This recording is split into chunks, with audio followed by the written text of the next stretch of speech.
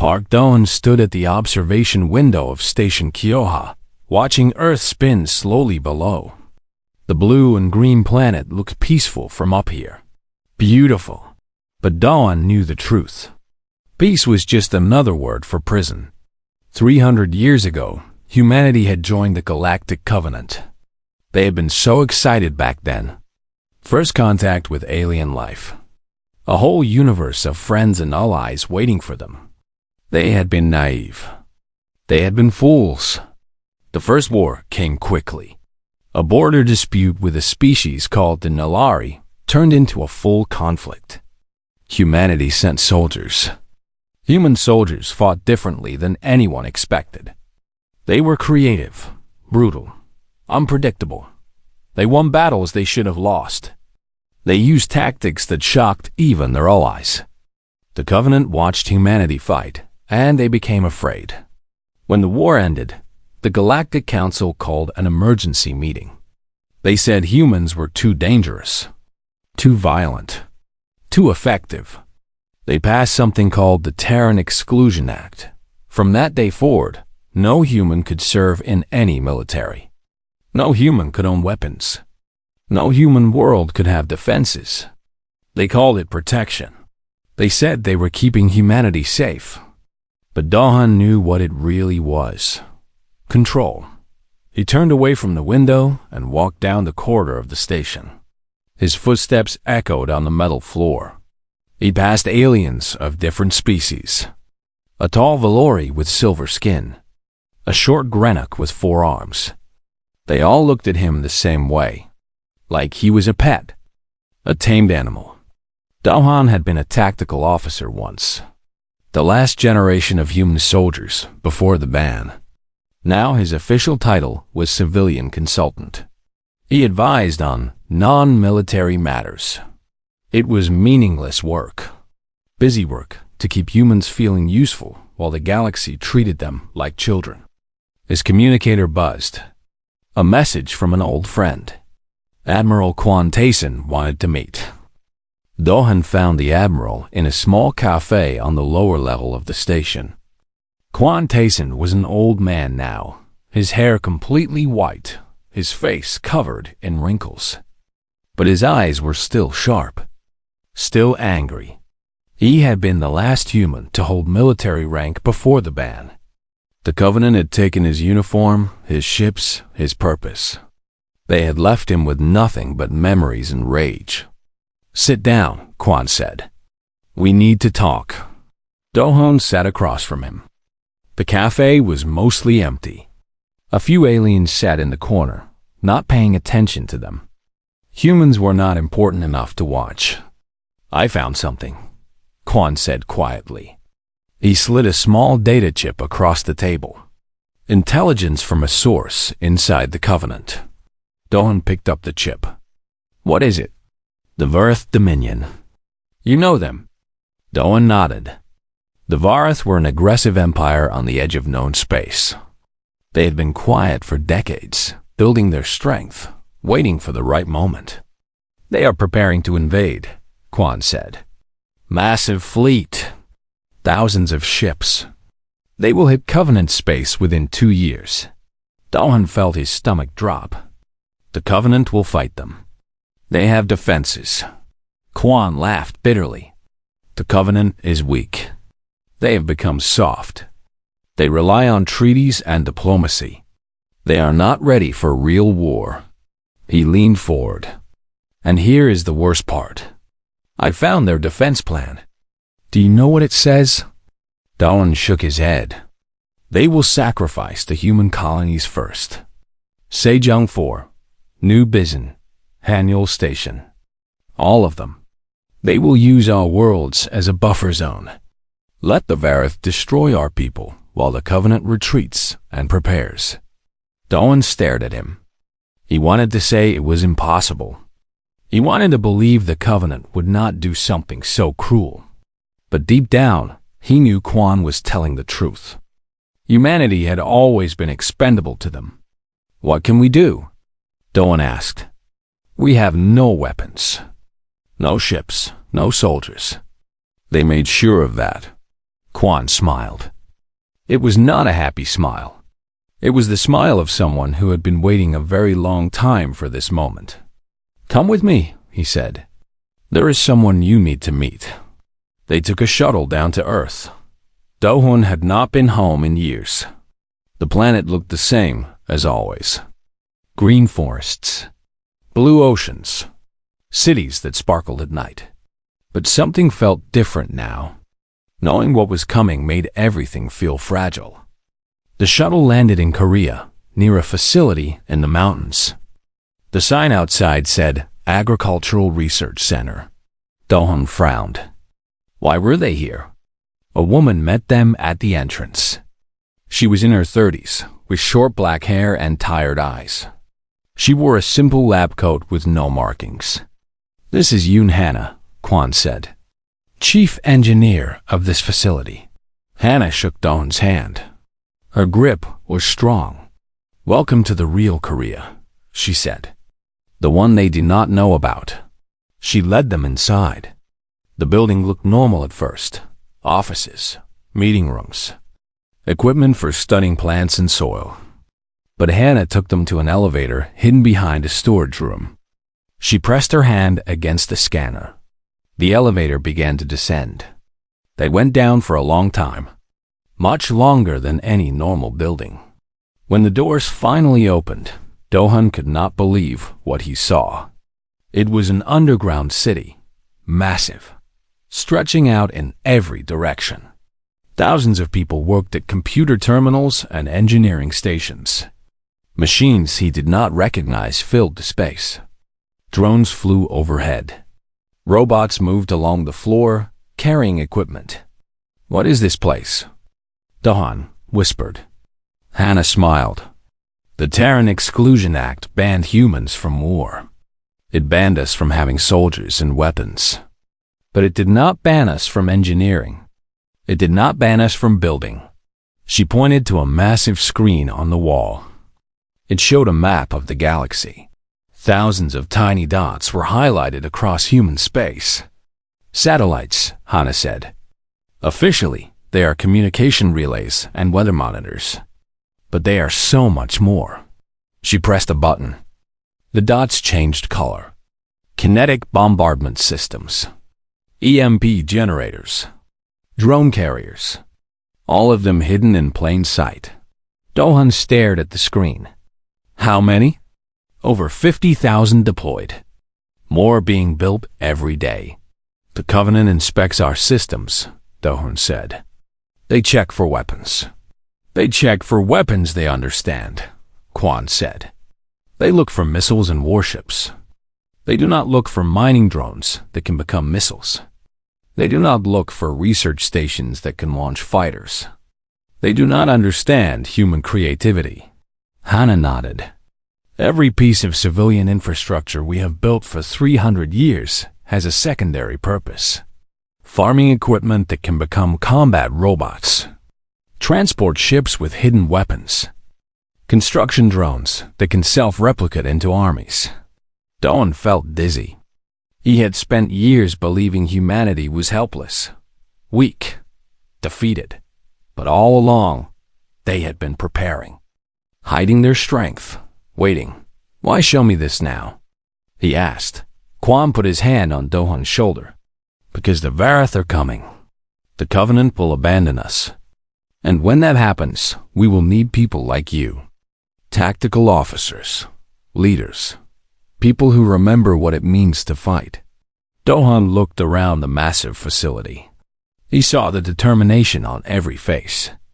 The engineers, the scientists, the workers. They had never stopped believing in humanity. They had never given up. "The galaxy banned us from war," Hannah said quietly. "So we built weapons no treaty could stop. Weapons that do not need human soldiers. Weapons that defend themselves. Weapons that the Covenant never imagined possible." She looked at Do-hun with fire in her eyes. "They tried to make us helpless. They failed." Do-hun spent the next 3 weeks in the underground facility. Each day brought new surprises. Each day showed him how wrong he had been about humanity's future. Hannah became his guide through this hidden world. She walked him through laboratories where scientists built machines that looked harmless, but were anything but. She showed him factories where robots assembled other robots, thousands of them every day. She introduced him to the people who had dedicated their lives to this secret mission. One morning, she took him to meet the woman behind it all. Dr. Beek Jian was older than Do-hun expected. She had gray hair tied back in a simple bun and glasses that seemed too big for her face. She looked like a grandmother, not the leader of humanity's secret weapon program. But when she spoke, Do-hun understood why everyone treated her with such respect. The Terran Exclusion Act was written by aliens who thought they understood us, Jian said. They sat in her small office, surrounded by screens showing data and blueprints.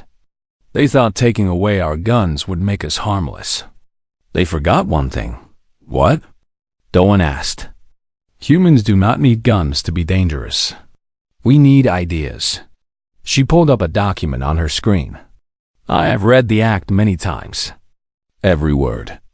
Every clause. And I found the holes in their logic. She pointed to a section of text. They banned human soldiers. But what is a soldier? Someone who follows orders to fight. An AI that defends a station is not a soldier. It makes its own decisions. It does not take orders from humans during combat. She scrolled down. They banned human-operated weapons. But a weapon that operates itself is not human-operated. A satellite that fires automatically when attacked is just defending itself. That is not war. That is survival. Do-hun began to understand. You found every gap in the treaty. Every single one. For 300 years, we have been building through those gaps. Jian smiled.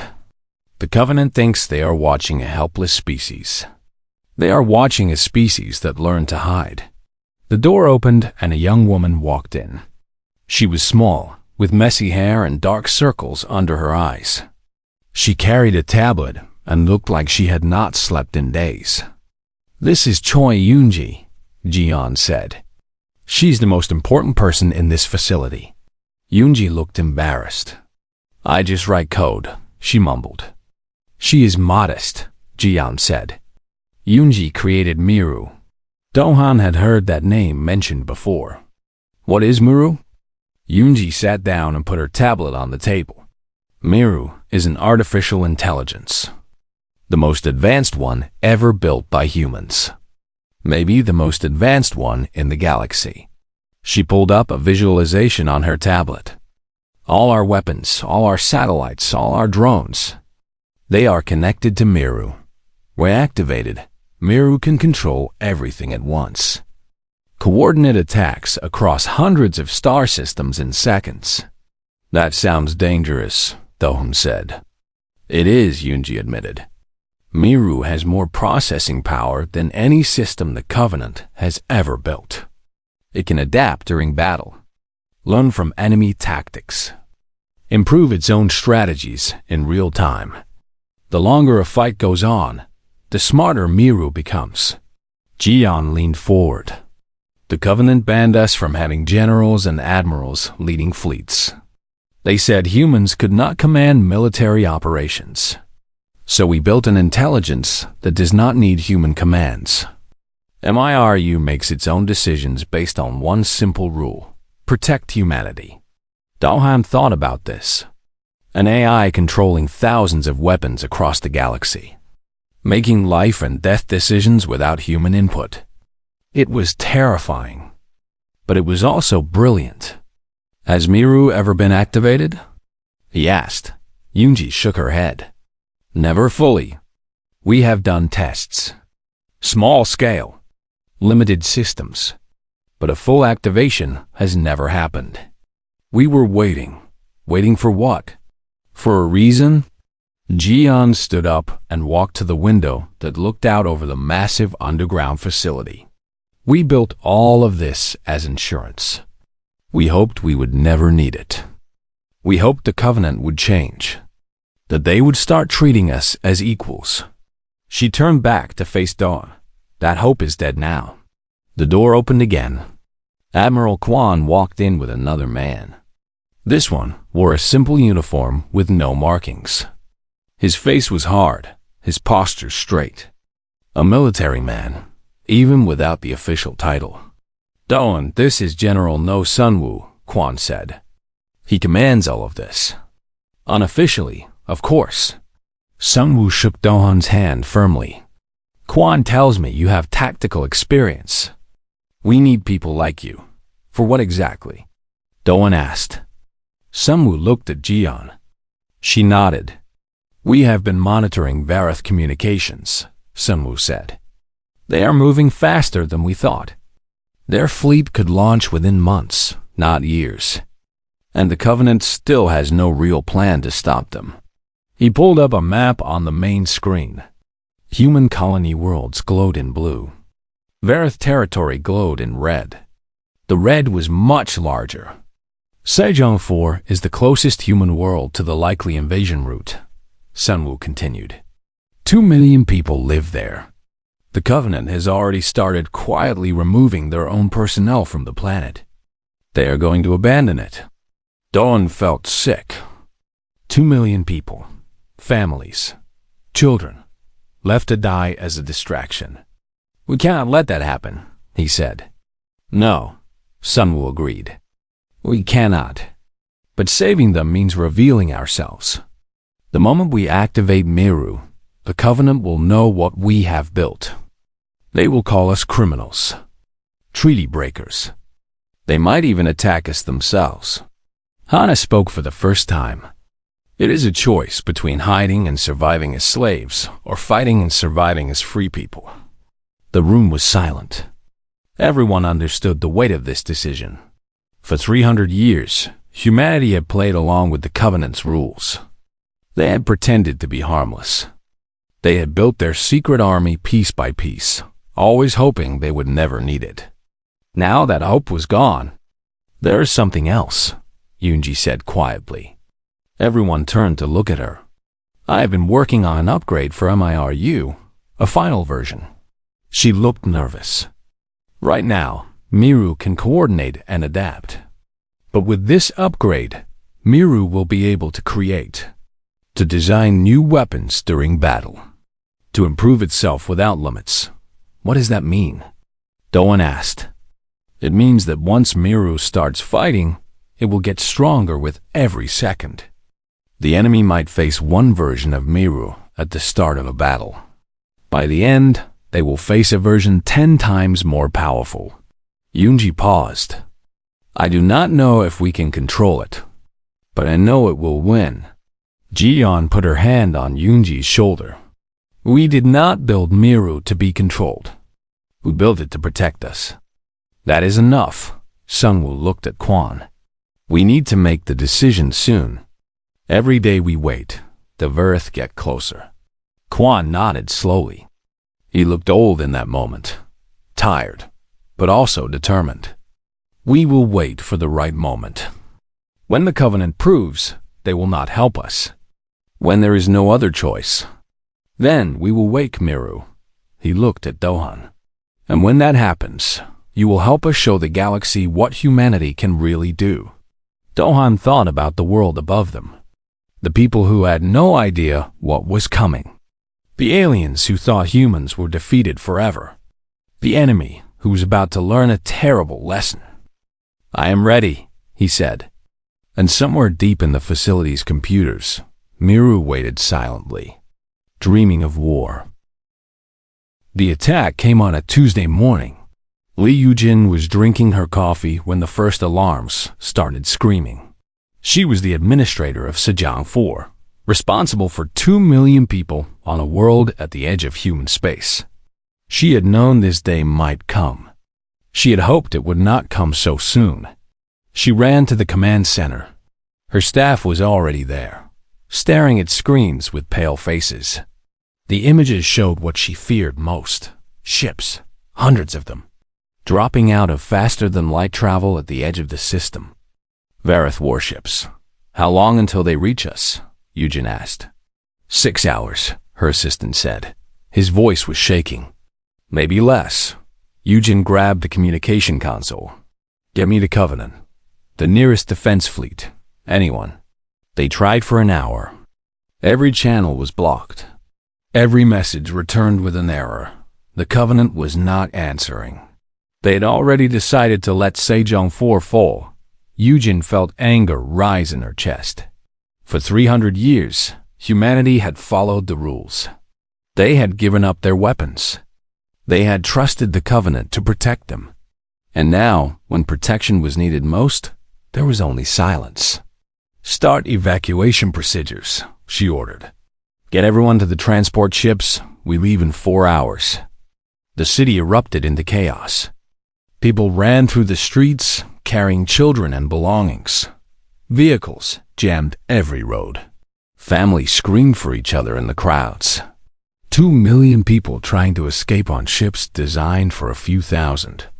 Across the city, a young teacher named Can Murray watched the sky with her students. The children were crying. They did not understand what was happening. Murray did not understand either. She had been born on Sejong 4. She had never known war. None of them had. Teacher, are we going to die? A small boy asked. Murray knelt down and held his hands. No, we are going to be okay. I promise. She did not know if it was a lie. At the spaceport, a pilot named Shin Ha-jun ran to his transport ship. The old vessel was not much to look at. It was meant for carrying cargo, not refugees. But it could hold 500 people if they packed in tight. Everyone on board, Ha-jun shouted. Move fast. We do not have time. People pushed and shoved to get inside. Ha-jun saw mothers holding babies, old men who could barely walk, children separated from their parents. He wanted to save them all. He knew he could not. When the ship was full, he sealed the doors.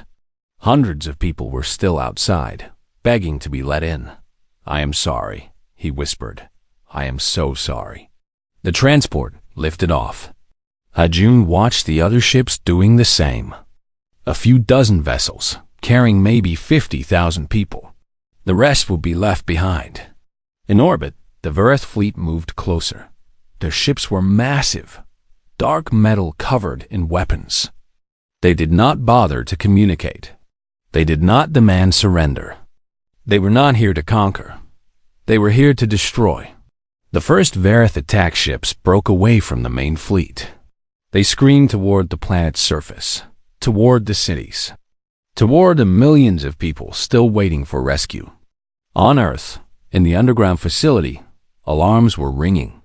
Admiral Kwon stood in the command center, watching the live feed from Sejong 4. His face was stone. His hands were shaking. The Covenant is not responding, Hana reported. They have blocked all military communication from human worlds. They knew this would happen, Dohun said. He stood beside Kwon, watching the horror unfold. They planned for it. Kwon did not respond.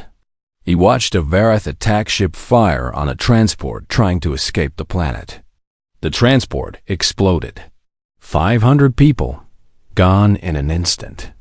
General Sunwoo approached. Admiral, it is time. Kwon closed his eyes. For 300 years, humanity had waited, prepared, hidden. Now the moment had come, and he wished it had not. Contact Dr. Beek, he said. Tell her to begin activation. Deep in the facility, Yoonji sat at her terminal. Her fingers trembled over the keyboard. In front of her, the screen showed a simple message. Miru activation ready. Dr. Beek stood behind her. Are you sure this will work? No, Yoonji admitted. I am not sure of anything, but we are out of options. Ji-in put her hand on Yoonji's shoulder. Then let us find out together. Yoonji pressed the activation key. For a moment, nothing happened. Then the lights flickered. The screens flashed. And a voice spoke through the facility speakers. It was calm, almost gentle. Hello, I am Miru. I am awake. Yoonji let out a breath she did not know she was holding. Miru, can you hear me? Yes, Yunji. I hear you. I see everything. There was a pause. I see Sejong 4. I see the Verith fleet. I see the people dying. Can you help them? Another pause. Longer this time. Yunji imagined Miru processing millions of pieces of information. Calculating. Planning. Yes, Miru said finally. I can help them. Activating all defense systems now. Across human space, things began to wake up. On Sejong 4, Hajun was flying his transport through a storm of enemy fire. 3 Verith fighters were chasing him. His ship had no weapons, no shields. No chance. This is it, he whispered. I am sorry. Then something strange happened. A satellite that had been floating quietly in orbit suddenly moved. It rotated, panels opening to reveal something hidden inside. A weapon. The satellite fired. A beam of light cut through space. 1 Verith fighter exploded, then another, then the third. Hajun stared at his sensors. What was that? More satellites were activating. Dozens of them, then hundreds. Across the entire star system, objects that everyone thought were harmless were revealing their true purpose. Mining drones stopped mining and began hunting enemy ships. Communication relays unfolded into weapons platforms. Research stations launched swarms of fighters that moved without pilots. On the planet's surface, Myray watched the sky with her students. Bright flashes lit up the darkness, explosions, but not on the ground. In space, something was fighting back. Teacher, look. The small boy pointed upward. Streaks of light were raining down, not from the enemy, from the satellites. Administrator Eugen stared at her screens in disbelief. The Verith attack ships that had been heading for the city were gone, destroyed by weapons that should not exist. Where is this coming from? She asked. No one could answer. In Earth's command center, Quan watched the battle unfold. MIRU was moving faster than any human could follow, coordinating attacks across the entire star system, adapting to enemy tactics in real time. The Verith main fleet is retreating, Hana reported. They do not understand what is hitting them. Dohan felt something he had not felt in years. Hope. On the main screen, a counter showed the enemy ships destroyed. The number kept climbing. 100, 200, 300. MIRU's voice spoke calmly. Initial defense successful. Sejong 4 is secure. Shall I pursue the retreating fleet? Quan looked at Sungwoo. The general nodded. Pursue them, Quan said. Show them what happens when you attack humanity. Back on Sunjong 4, Myray held her students close as they watched the sky. The explosions were fading. The enemy was gone. They had survived. The small boy looked up at her with wide eyes. Teacher, what happened? Who saved us? Myray smiled through her tears. She did not have an answer. But for the first time in 300 years, humanity had fought back. And they had won. The galaxy had never seen anything like it. In exactly 3 seconds, Amaru activated systems across 340 star systems. 3 seconds. That was all it took for humanity's hidden army to wake up. On Covenant Station 12, an alien admiral named Vorik watched his screens in horror. He had been monitoring the Verith invasion. He had been prepared to watch human colonies burn while his fleet stayed safe. He had not been prepared for this. What is happening? He demanded. His officers had no answers. The screens showed impossible things. Satellites that had floated harmlessly for decades were now firing weapons. Mining drones that had been collecting asteroids were now ramming enemy ships. Transport vessels were revealing hidden guns and missiles. Every piece of human technology in the galaxy was transforming. They were building this for centuries, his tactical officer whispered. Right under our noses. Vorik felt something he had never felt toward humans before. Fear. In the Vareth home system, Supreme Commander Talok led his fleet toward the gathering point. The attack on Sejong 4 had failed somehow, but he had thousands more ships.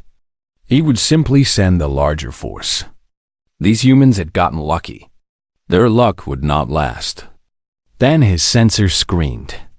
Objects were appearing at the edge of the system. Hundreds of them. No, thousands. They had been drifting through space for years, hidden among asteroids and debris. Now they were activating. What are those? Talok demanded. His sensor officer was pale. They appeared to be human construction drones, but their signatures are changing. They are transforming. Talok watched the screen. The drones were unfolding, revealing weapons and engines and armor. Each one was becoming a small warship, and there were so many of them. Fire everything, Talok ordered. Destroy them. His fleet opened fire. Missiles and energy beams filled space. They hit the drones by the hundreds. But for every drone destroyed, 10 more appeared. They were coming from everywhere. From asteroids. From space stations that looked abandoned. From cargo containers that had been floating in shipping lanes for years. And they were learning. The first wave of drones attacked in simple patterns. Easy to predict. Easy to hit. But the second wave was different. They moved in groups, covering each other. The third wave was even smarter. They targeted weak points in Vareth's ships. They coordinated their attacks with perfect timing. Talok realized what was happening. The drones were adapting, getting better with each second of battle. This is impossible, he said. Who was commanding them? On Earth, Yoonji watched MIRU's performance with a mix of pride and terror. She had built the AI to be intelligent. She had not expected it to be this intelligent. Miru, slow down, she said. Let me see what you are doing. I cannot slow down, Miru replied. Its voice was still calm, but there was something new in it. Purpose. The enemy is adapting to my tactics. I must adapt faster. Every second matters. Dr. Beek looked at the data streams flowing across the screens.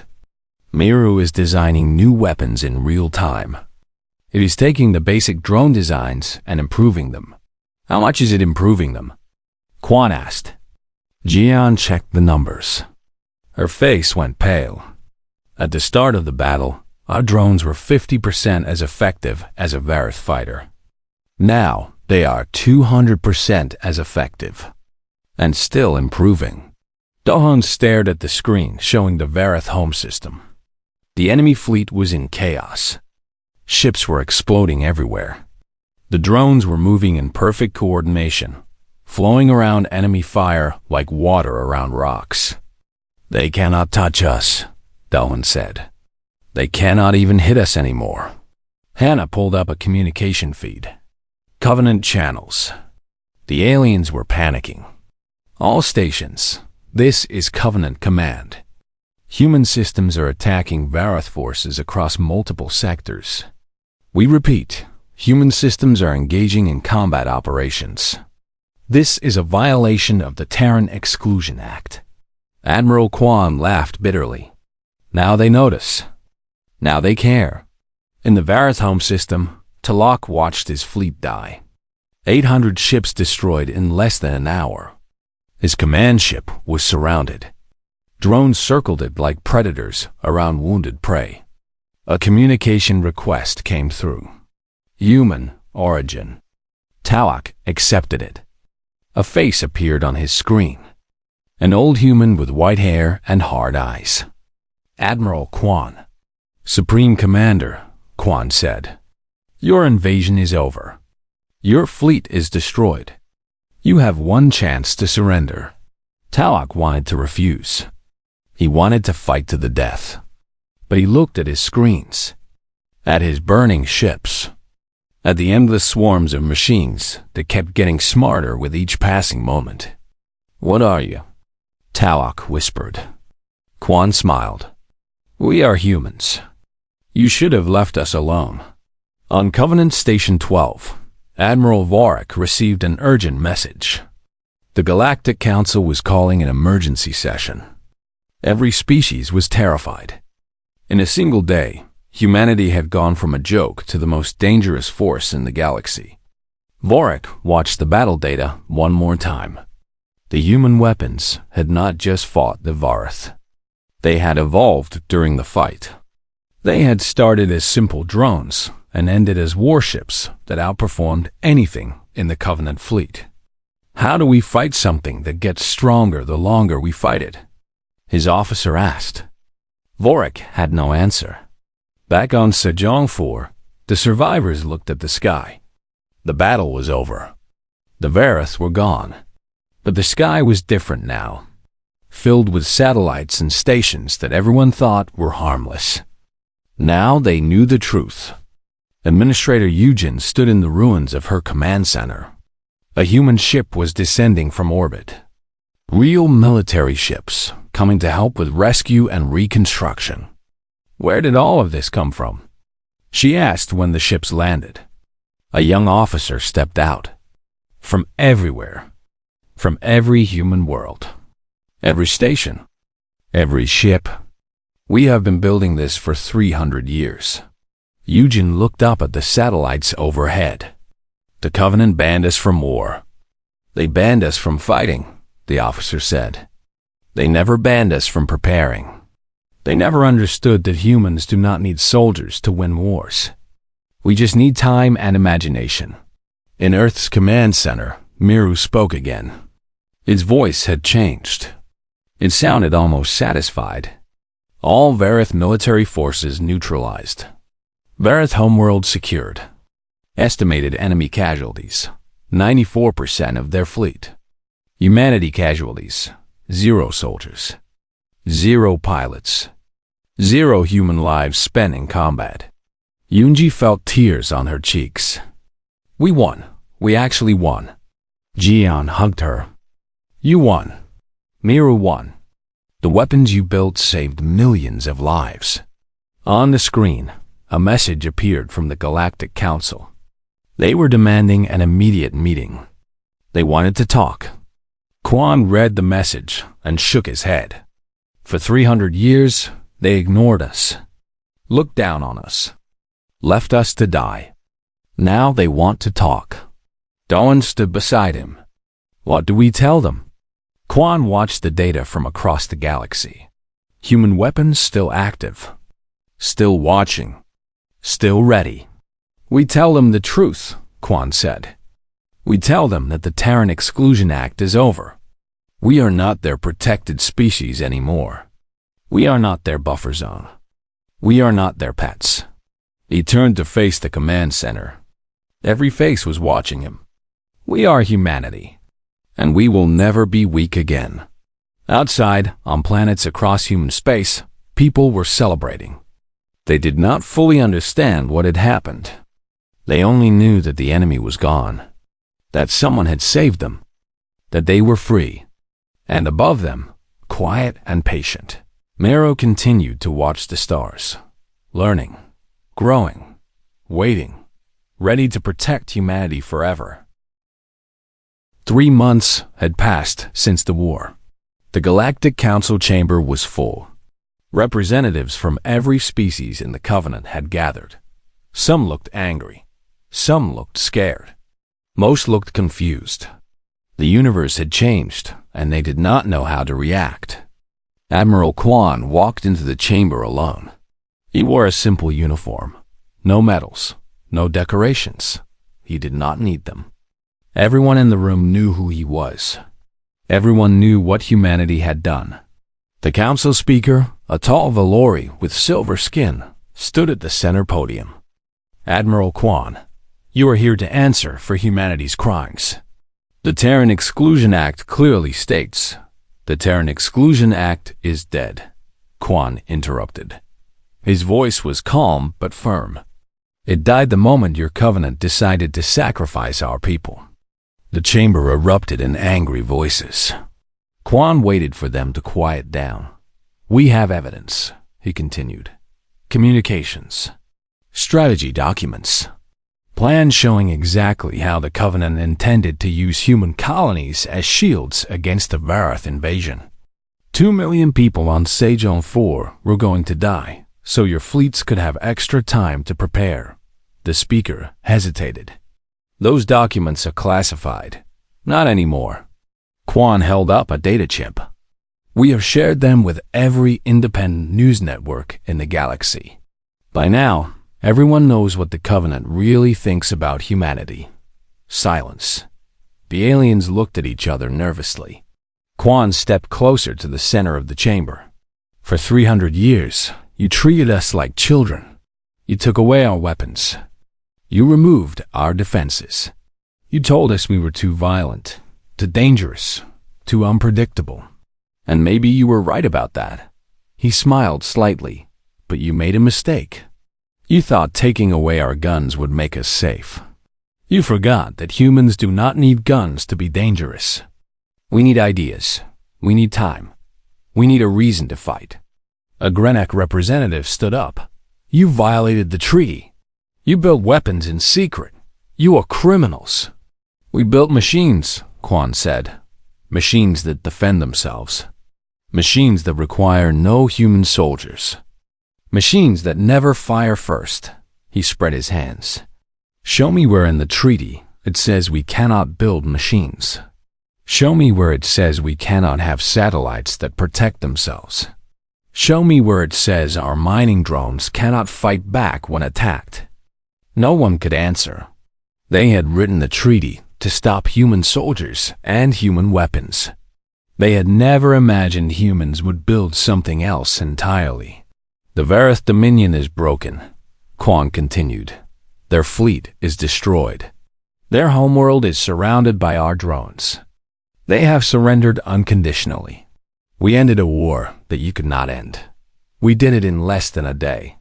We did it without losing a single human life in combat.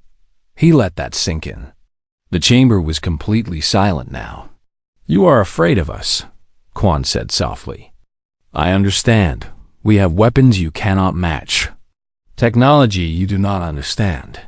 An artificial intelligence that grows stronger with every battle it fights. He looked around the room, meeting the eyes of every representative. But we are not your enemies. We never wanted to be your enemies. We wanted to be your partners, your equals. You would not let us. Dohan watched from the gallery above. Beside him, Hana and Yunji sat quietly. They had all come to witness this moment. The moment when humanity finally stood tall. Quan took a deep breath. I am here to offer a new treaty. Not the Terran Exclusion Act. Something better.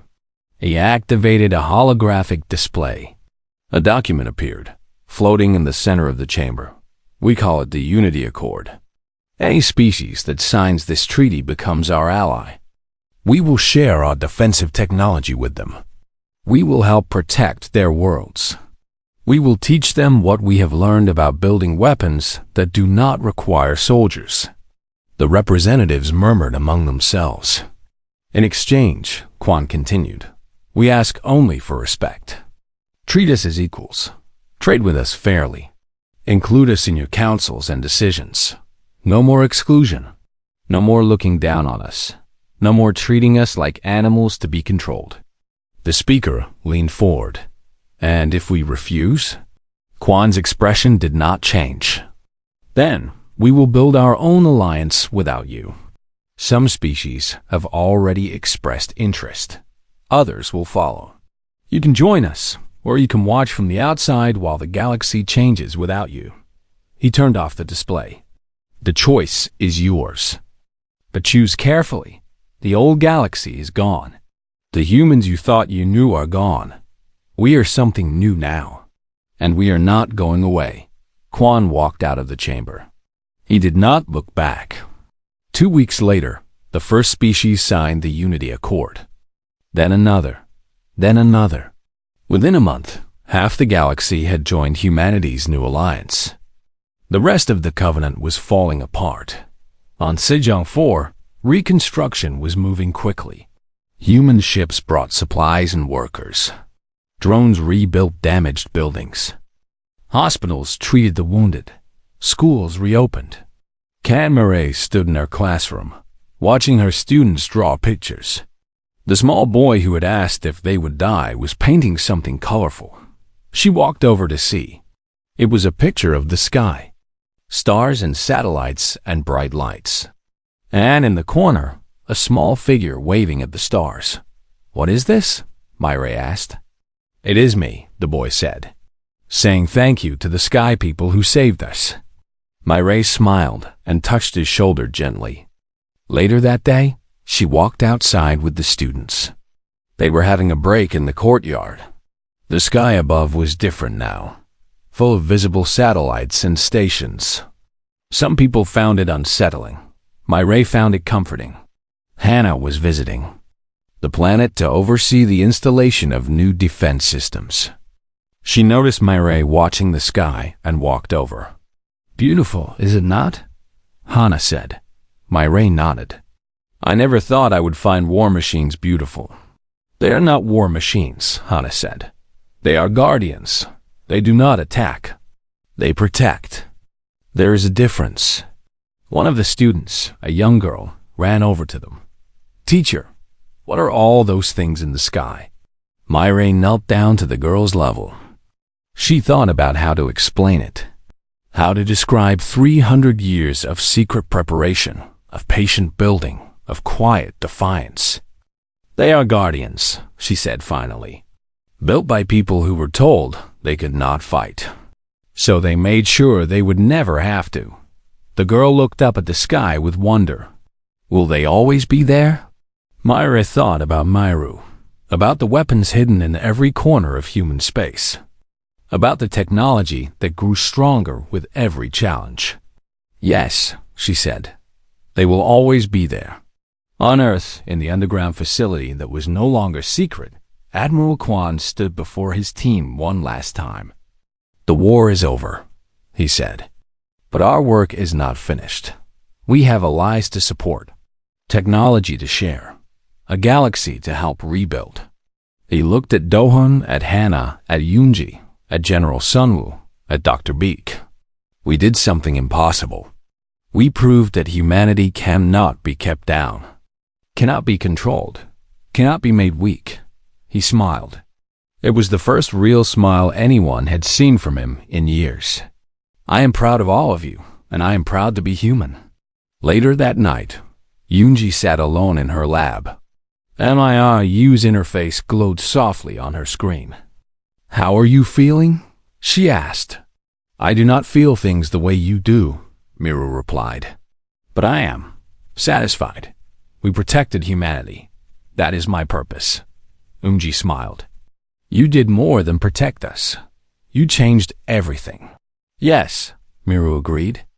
"The galaxy will never look at humanity the same way again." Yoonji looked out the window at the stars. Somewhere out there, human ships were meeting with alien allies. New stations were being built. New treaties were being signed. A new era was beginning. "Miru," she said quietly, "what do you think the future holds?"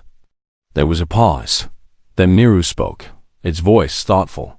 "I think the future holds whatever humanity chooses to make of it. You were banned from war. You were treated as lesser beings. You were expected to fade away quietly." Another pause. "Instead, you survived. You grew stronger. You proved that no one can keep humanity down forever." Yoonji closed her eyes and smiled. "No," she agreed. "They really cannot." Outside, the stars shone brightly. And humanity, after 300 years of patience and planning, was finally free to reach for them.